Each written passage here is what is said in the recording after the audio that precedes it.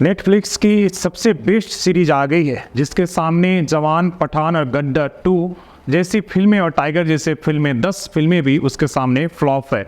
और शाहरुख खान, सनी देओल और सलमान खान जैसे स्टार के मेनन के एक स्टेशन मास्टर के किरदार के आगे पानी भरते हुए आपको नजर आएंगे।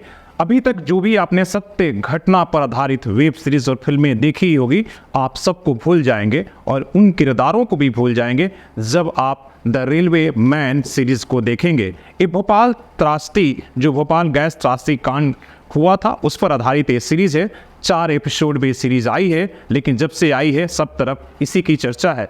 लेकिन ये कहना होगा कि भारत में इस तरह के बाकी जो बड़े स्टार हैं, वो सलमान खान हो, शाहरुख खान हो, सनी देओल हो या करण जौहर जैसे लोग इस तरह के फिल्में क्यों नहीं बना पाते हैं? क्यों ये एक तरीके का जो नकली उन्माद पैदा करके एक नकली कहानियों के जरिए और उसी लोग लव और रोमांस को दिखाकर, नाटकता को दिखाकर अपने तरीके से नकली प्यार के जरिए सिनेमा हॉलों की तरह खींचते हैं। जब एक बड़ा दर्शक वर्ग जब से OTT आया है, वो इस तरह की कहानियों को जो सत्य घटना पर आधारित है, बिना नाच गान और अश्लीलता के इस तरह की कहानियों की देखता है, प्रशंसा करता है और इसको समझता भी है। लेकिन इसके बाद ही हमारा जो बॉलीवुड है वो इसी तरीके का एक नकलीपन में जी रहा है। जब आप इस सीरीज को देखेंगे तो आप खुद ही समझेंगे और अपने आप को रोक नहीं पाएंगे जब उन किरदारों को देखेंगे।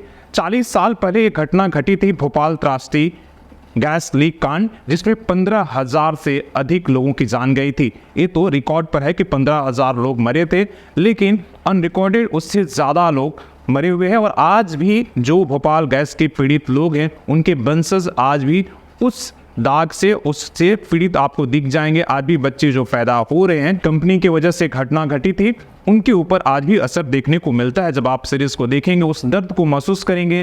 डायलॉग से लेकर निर्देशन तक में, कहानियों में, और जो संवाद किरदार करेंगे उनके दर्द को आप अपने ऊपर समझेंगे और एक तरीके से आप 40 साल पहले चले जाएंगे और उस अनुभव को आप जीने लगते हैं जब इस सीरीज को देखते हैं। ये भी इसमें, इस सीरीज में आप जब देखेंगे तो ये भी लगता है कि किस तरह भारत का जो व्यवस्था है, न्यायिक व्यवस्था से लेकर पुलिस प्रशासन, लोकतंत्र, राजनेता, सबके सब उनके मुंह पर एक तरीके का तमाचा है कि जो 15,000 को मारने वाला व्यक्ति, जो दोषी है, वो 25,000 के मुचलके पर छूट जाता है और यहाँ से वो अपने देश चला जाता है। और किसके दबाव में भी देखना होगा जब आप सीरीज को देखेंगे, तो कैसे किसके दबाव में जो है उस विदेशी नागरिक को यहाँ से स्पेशल विमान के जरिए भगाया जाता है। तो राजनीति के गांठ जोड़ को भी देखेंगे, उस काला अध्याय को भी याद करेंगे और फिर से आप कहीं ना कहीं खोजेंगे कि आज भी वो सिस्टम बदला नहीं है। अगर आप किरदारों की बात करेंगे तो 4 इसमें मुख्य किरदार हैं, जिसमें सबसे पहले के मेनन है, जो स्टेशन मास्टर के किरदार में है।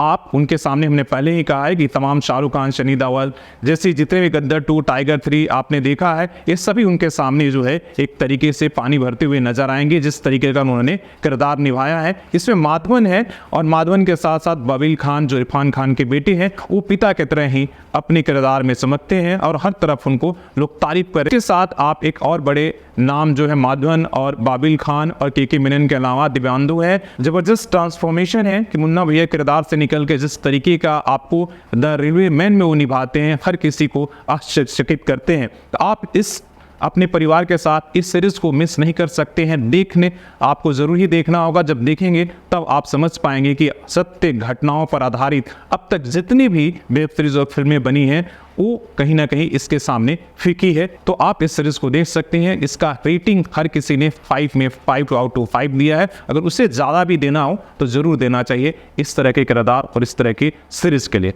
धन्यवाद।